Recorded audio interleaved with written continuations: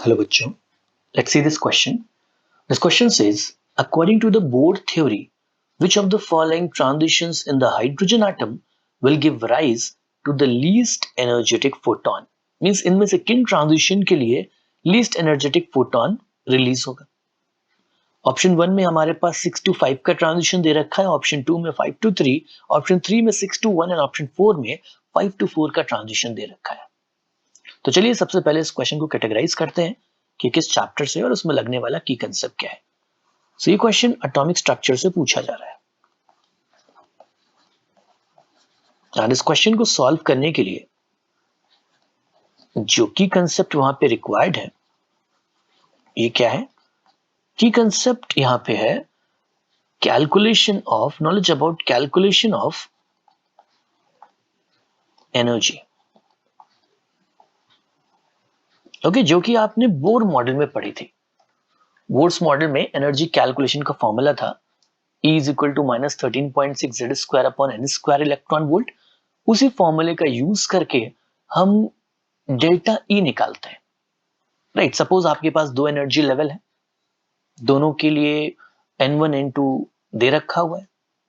आपने उनके लिए एनर्जी निकाल ली E1 E2, तो उस पर्टिकुलर एनर्जी लेवल के बीच में जो एनर्जी का गैप होगा वो कितना होगा? That will be delta E. Right, अगर ये N1 लेवल है, ये N2 लेवल है, तो इनके बीच का एनर्जी गैप होगा डेल्टा E, जो कि हम कैसे निकालते हैं? By doing E2 minus E1. So E2 की वैल्यू रख दी, E1 की वैल्यू रख दी. ये सब करने के बाद हमको जो फॉर्मूला मिलता है, जो हम यहाँ पे लगाने वाले हैं, वो है delta E is equal to 13.6 Z square 1 upon N1 square minus 1 upon N2 square electron volt. For hydrogen atom Z क्या हो जाएगा? 1. तो ये फॉर्मूला किस में रिड्यूस हो जाएगा? Delta E is equal to 13.6 1 upon N1 square minus 1 upon N2 square में ये फॉर्मूला रिड्यूस हो जाएगा. ओके, यहाँ पे N1 की वैल्यू N2 से कम रखनी है. अब डिफरेंट केसेस के लिए अगर हम ये फॉर्मूला लगाते हैं तो क्या क्या वैल्यू निकल के आएगी, लेट्स सी. सो अगर मैं पहले केस के लिए ये फॉर्मूला लगाऊं, सो डेल्टा E की वैल्यू क्या आएगी? It will be 13.6 1 upon N1 square, छोटी वैल्यू कौन सी है? 5. सो 1 अपॉन 25 माइनस 1 अपॉन 36. इतने इलेक्ट्रॉन वोल्ट डेल्टा E की वैल्यू आ जाएगी, इतने इलेक्ट्रॉन वोल्ट. सो ये कितना आ गया? 13.6, नीचे 36 इंटू 25, 36 माइनस 25. तो इसको जब हमने सॉल्व किया, सो पूरी तरीके से सॉल्व करने की जरूरत नहीं है, बस हमको एक कंपैरिजन करना है यहाँ पे. सो ये आ गया 13.6 इंटू 11 अपॉन 36 इंटू 25. ओके, इतने इलेक्ट्रॉन वोल्ट यहाँ पे डेल्टा E आ गया. सो इसी तरीके से हमको बाकी केसेस के लिए भी डेल्टा E निकालना है. सो सेकंड केस के लिए अगर मैं डेल्टा E निकालूं तो वो कितना आ रहा है? सेकंड केस के लिए delta E is 13.6 1 upon 9 minus 1 upon 25. And इसको सॉल्व करें तो ये आ जाता है 13.6 into 16 upon 9 into 25.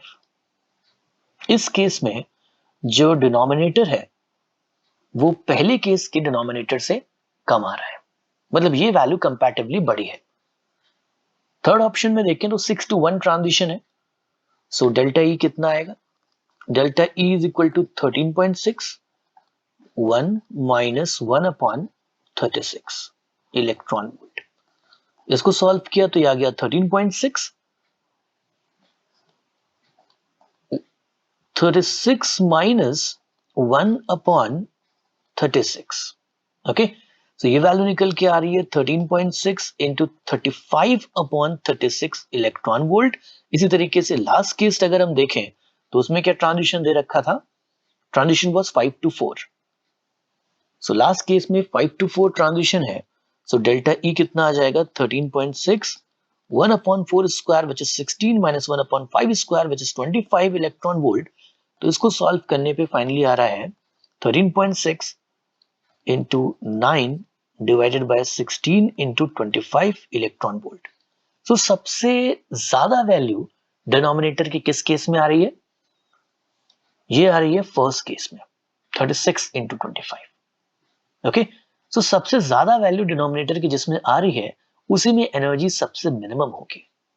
Hence option 1 is our final answer. So I hope you have understood it well. Best of luck.